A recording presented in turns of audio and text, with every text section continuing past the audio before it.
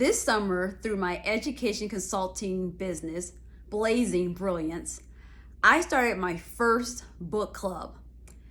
Now, through my company, we will have 4 book clubs a year, and each of the book clubs coincide with each of the seasons. So we started this summer with our Stockton Sisters Summer Book Club.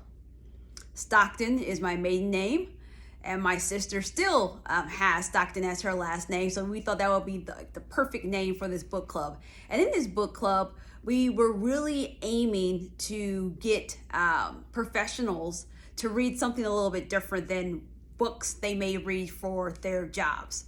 So let me tell you all about the first book that we read this summer, summer 2023. We read Feeding the Soul by Tabitha Brown. And I absolutely love this book. Everyone in the book club loved this book. And I personally give it a 5 out of 5. And I'm going to tell you a little bit why. First of all, if you don't know who Tabitha Brown is, you need to follow this woman.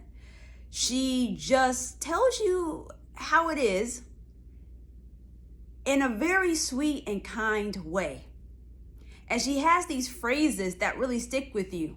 When she talks about, even if you're not having a great day, don't go messing up anyone else's day. That sounds very simple, but it's a really powerful message. And in this book, the book has 30 chapters. So you could essentially read a chapter a day if you wanted to. And the chapters are not that long. And if you get the audiobook, she's reading her audiobook. And I don't always like all books when the author reads their own words, because not everyone can read their own writing well, but she does. You almost feel like you've sat down in the kitchen around a plate of food and she's just talking to you. Just sharing gems, and she's really transparent about some of the things that happen in her life. Sometimes you read books that maybe considered self-help books, and you're like, well, it seems like every time you had a problem, a little fairy just popped up and helped you with everything.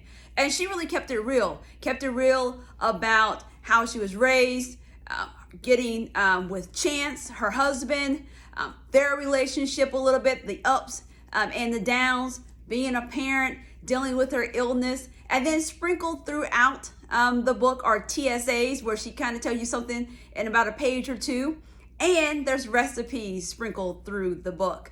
One person in our book club did do one of the recipes from the book. And then when we had our final meeting, this book and another book that we have from our book club, we had recipes from those books. So if you're looking for a book that is an easy read, that leaves a lifelong impact, I strongly suggest you check out Feeding for the Soul by Tabitha Brown. And trust me, you won't regret it.